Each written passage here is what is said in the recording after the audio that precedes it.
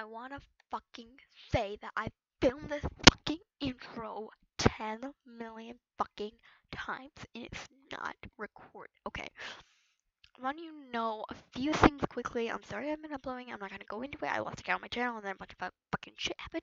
Um also I read the expressionless. I'm sorry that I didn't mention that in the video. I usually do, but I didn't. Also, I was sick and I still am sick. So if you hear me sniffle or like kind of stop talking like this for a second, I was either wiping my nose, blowing my nose, or sniffling, and I tried to move the mic away from my throat, but it kept wanting to go down my throat. That's what she said. I fucking know. Don't comment in the comments. I'm sorry. I'm just gonna go kill myself now.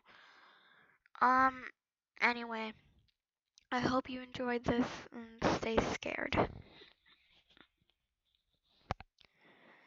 In June of 1942, a woman appeared in Theater's Funeral Hospital with nothing but a white gown covered in blood.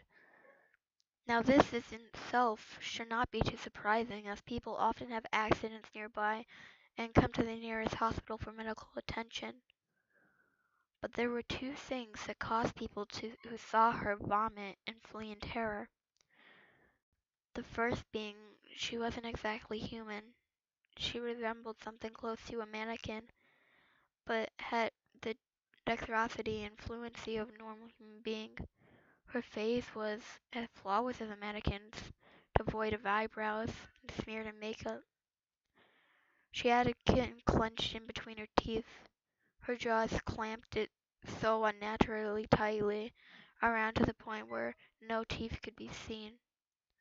The blood was still squirting out over her gown and onto the floor.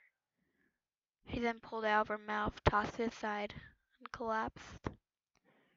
From that moment, she stepped through the entrance to when she was taken into a hospital room and cleaned up before being prepared for sedation.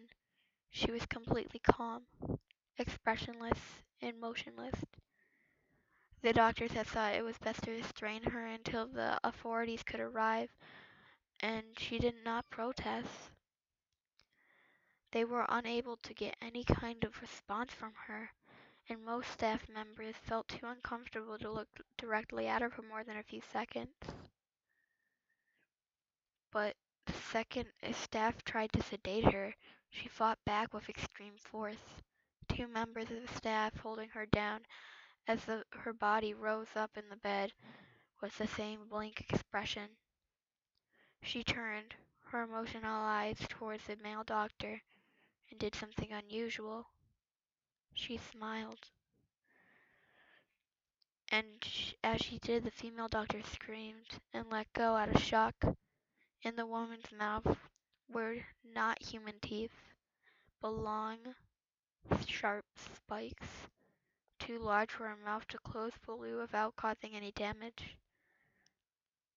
The male doctor stared back at her for a moment before asking, "What the hell are you?" She cracked her neck down to her shoulders to observe him, still smiling. There was a long pause. The security had already been alerted and could be heard coming down the hallway. As he heard them, she darted forward, sinking her teeth into his throat, ripping out his jugular, and letting him fall to the floor, gasping for air as he choked on his own blood. She stood up and leaned over him, her face coming dangerously close to his as the light faded from his eyes.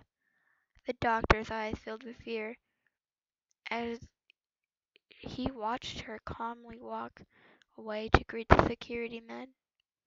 His last ever sight would be watching her feast on them one by one.